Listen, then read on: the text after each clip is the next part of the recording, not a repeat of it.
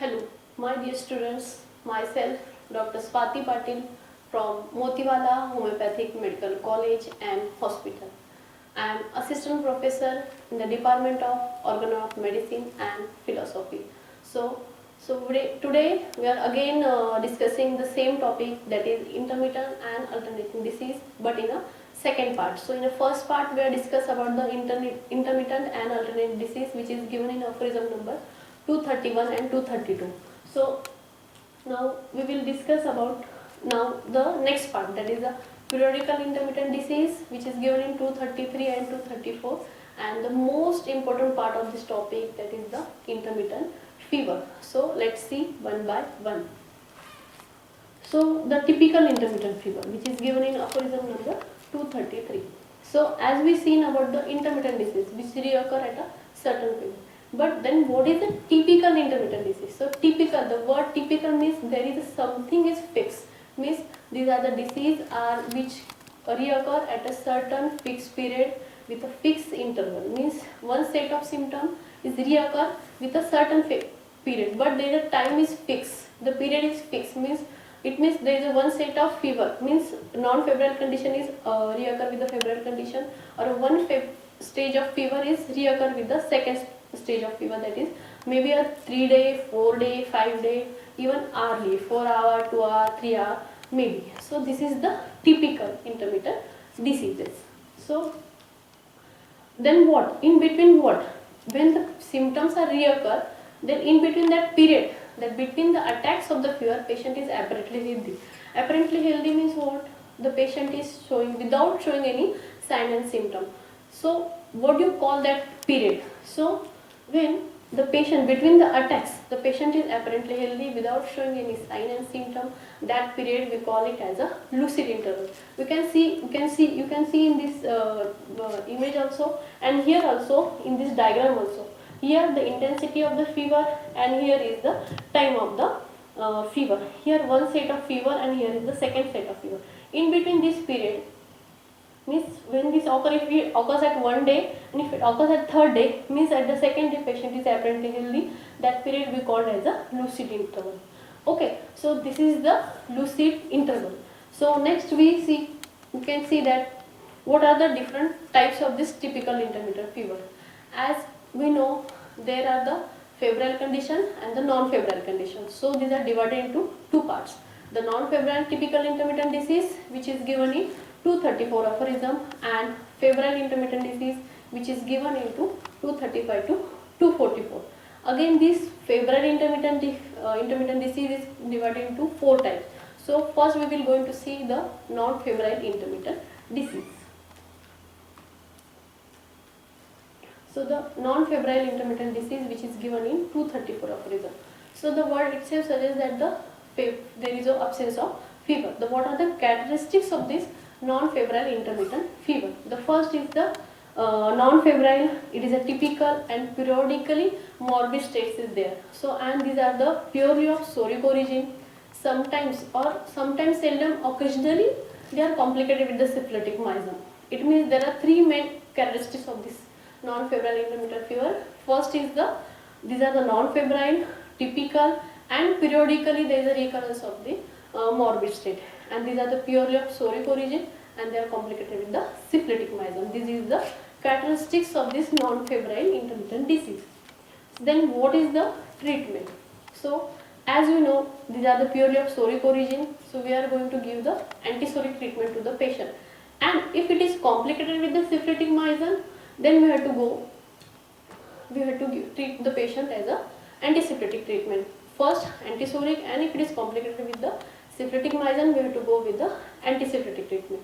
And if we have to remove the intermittent type, means we have to give permanent cure to the patient, that time we have to use the single highly potentized dose of cinchona bark or China to that patient, so that the intermittent type is removed from that patient, or the patient is permanently cured and that patient will not suffer with this intermittent disease. So my dear friends, tell me about the one example of this typical non-febrile intermittent disease. As there is absence of fever, then you cannot say about the malaria, dengue, or any infectious disease. So here the typical non-febrile intermittent disease, the best example is the migraine. See, in the migraine, there is a one set of symptoms, that is a headache associated with nausea, vomiting, but there is absence of fever. Same, in the migraine condition, there is a reoccurs at a second day, third day, fourth day, or weekly. So same, there is a categories pure. Typical is that headache is typical in some person, then migraine is typically a left sided headache or a one sided headache, depending on the individual, maybe a right or a left, associated with nausea, vomiting, then we call it as a migraine. And there is a morbid state is also, there is an involvement of some system also, means patient is worse because of this migraine, that's we call it as a morbid, there is a derange, there is a excessive pain to that patient, that's why we call it as a typical. And they are purely of psoriatic origin, and if it is complicated with syphilitic myasm, likewise we have to treat. So the best example of non-febrile intermittent disease is the migraine. Another day, another migraine. Next is the most important part of this typical intermittent disease is the febrile intermittent disease. So these are divided into 4 types, that is sporadic. First is the sporadic epidemic, not those sporadically located in marshy areas, which is given in aphorism number 235. Second is the epidemic in non-marshy areas. Third one is the pernicious type, which is in marshy areas, which is given in aphorism number 243. And fourth is the residence in a marshy areas, which is given in aphorism number 244. So, my dear students, tell me about what do you mean by the marshy areas. As we see in the all 4 types, the marshy area is specifically given, which is located in marshy area or non-marshy areas. So the marshy area, we will discuss it afterwards. First we will see about the first type, that is the sporadic epidemic intermittent disease. So here the febrile paroxysms of 2 or 3 alternating stages, means with the cold heat, heat cold, or there may be a 3 stages, that is the cold stage. First is the cold stage, second is the heat stage, and then there is the sweat stage. There may be a alternating with the 2 stages, there either cold heat or heat sweat or a sweat cold. So likewise there may be alternation of this paroxysms of the fever, or we can consider as a 3 stages as a 1 unit, means cold stage, heat stage, and a sweat stage. So this is a sporadic epidemic intermittent disease. So epidemic, my dear friends, all you know the epidemic diseases. Nowadays the corona, the COVID-19, that is the first, initially it is an epidemic and then it is a pandemic. As Dr. Hahnemann has given in 6th edition, that is there is a classification of epidemic diseases into 2. Epidemic and epidemic is classified into pandemic and endemic. So likewise we have to see about the sporadic epidemic diseases. So tell me about the marshy areas. As marshy area, I know that you all aware with the marshy areas. Marshy areas means the area or a city or a land which is covered with the water, mostly covered with the water, and because of that there is a occurrence of a certain infectious diseases like malaria, dengue, typhoid, cholera. So this is the Dr. Hahnemann far long ago, yes, he know about the complication of these diseases. That's why here they classified into this sporadic, which is located in marshy area, pernicious, which is not located in marshy area. So likewise he has given the classification. See, in this picture you can see that the most of the area is covered with water, and because of that there is a appearance of these intermittent diseases. So what is the treatment of this? As we know, this is very common. So we have to prescribe the medicine on the basis of acute totality. So we have to give the acute remedies, not antisoric.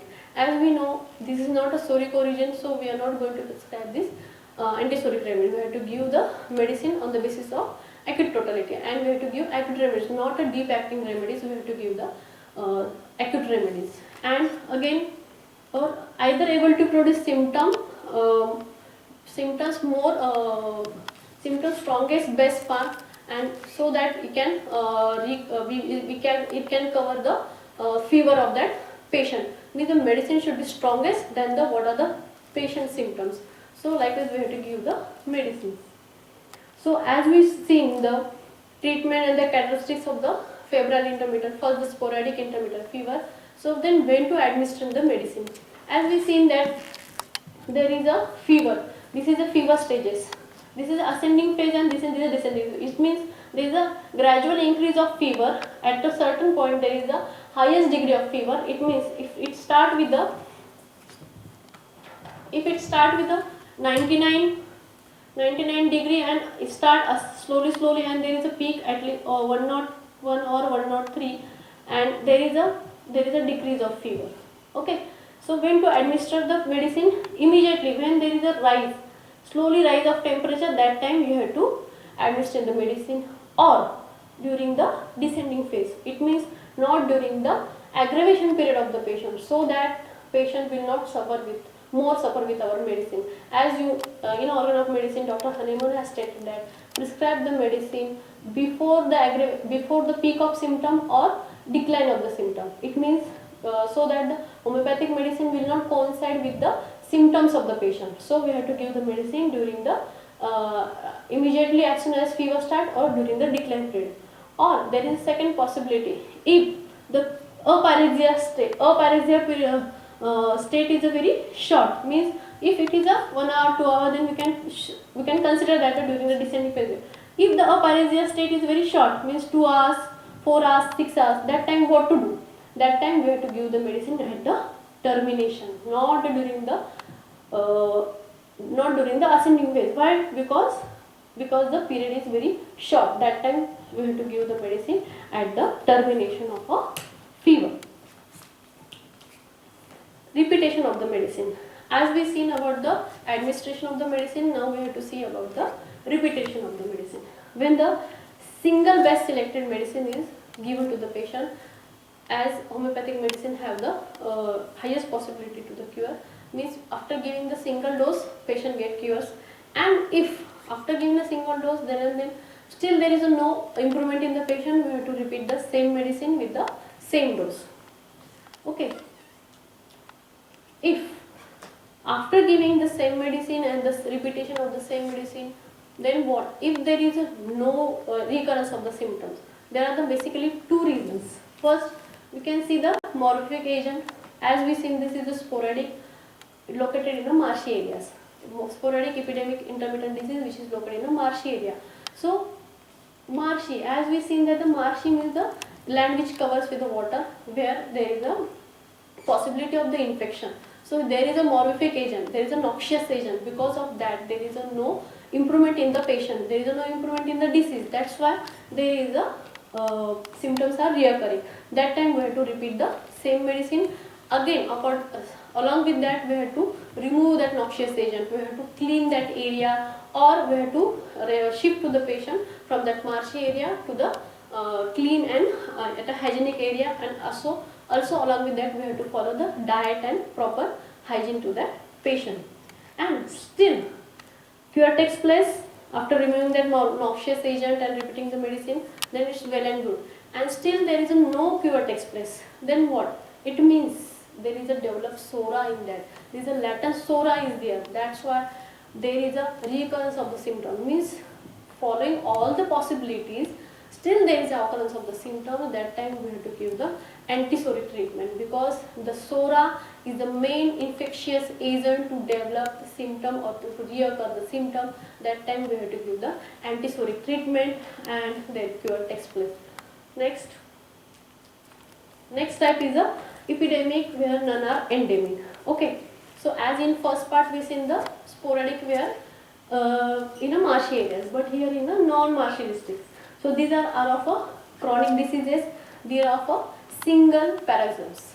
In sporadic diseases we are seeing there are 2 or 3 paroxysms, but here these are the single, and here single paroxysms there, and this single paroxysms is common to all individuals. This is a typical and this is a common to all individuals, as this is a endemic and in a non-marshy area, means there is a no noxious agent. That's why this is a common to all individuals. These are the 3 characteristics of this epidemic where none are endemic. So the treatment, as this is a one single acute paroxysm which is common to all individuals, it is means epidemic. There is a common, one symptom is common. So likewise treatment is a genus epidemicus. So genus epidemicus is what? Where there no one is a chronic suffering, means there is a acute which is given in 240 one aphorism. Also, Dr. Hahnemann has stated it as a not a genus epidemicus. Also, Hahnemann called it as a homeopathic specific remedy. Why specific remedy? Because it is common to all individuals. The symptom is common and there is a acute state. There is no sora behind it. That's why genus epidemicus. Then the repetition of the medicine in this case. As Dr. Hahnemann has given in 241 aphorism that to give the genus epidemicus to all individuals because the symptom is common to all. So that we have to select one remedy on the basis of simillimum, on the basis of the symptom, and we are giving the genus epidemicus. And if this genus epidemicus fails, the patient came from the allopathic background or maybe treated with the untreated with the allopathic medicine or because of some maltreated with the allopathic medicines, this genus epidemicus fails. That time what? That time we have to consider that there is a latent sora behind to this infection and we have to go with the soric, that is a antisoric treatment, that is we have to give. Dr. Hahnemann has given in aphorism number 242 that we have to give a highly potentized single minute dose of heparsulf or a sulfur. So likewise we have to give the treatment. See, this all behind this all intermittent diseases, the sora is the main cause of this to develop the symptoms. My dear friends, please remind this all the time that sora is the main cause of the infectious disease, as we call as the sora is the mother of all diseases. The third type is a pernicious type. What is the pernicious word meaning?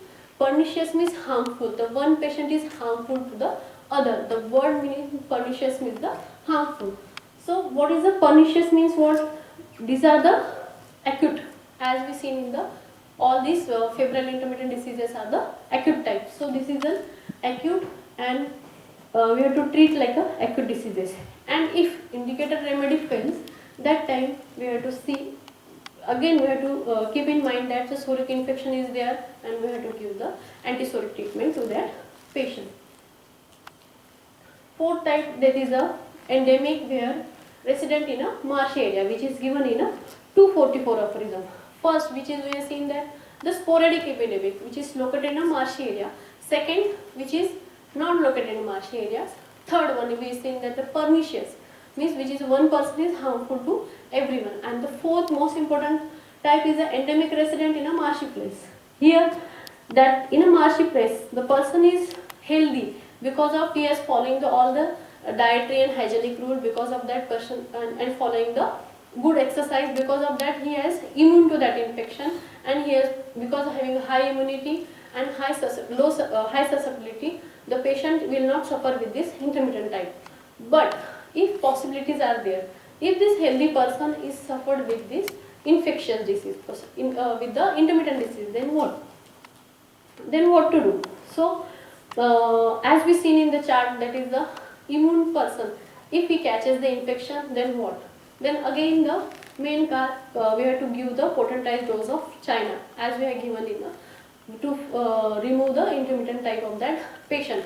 And after giving the dose of China, why we are giving the dose of China? Because though he is a healthy, still he is suffering with the infection. That time we have to give the dose of China. And as he is living in a marshy area, so again we have to shift that person from that marshy area to the healthy area, and again to remove that noxious agent, that is remove that water or located the area, the unhygienic condition which is there in that area. We have to remove that noxious agent. We have to clean that area. And again, if after removing this, again there is a no cure text spread, then we have to think that there is a sora in the background, and the sora is the main cause of this infection. So we have to give the antisoric treatment to that patient. This is the way of treating to the patient. So my dear friends, this is the way to treat the patient. So all these four types of the febrile intermittent disease are we have to learn under the heading, that is the characteristics of the fever, time of administration of the medicine, that is the treatment part, when to administer the medicine, then the repetition of medicine. And from this all we have learned that all the diseases are having the infection because of the latent sora, and that's why there is a recurrence of the symptoms. Thank you.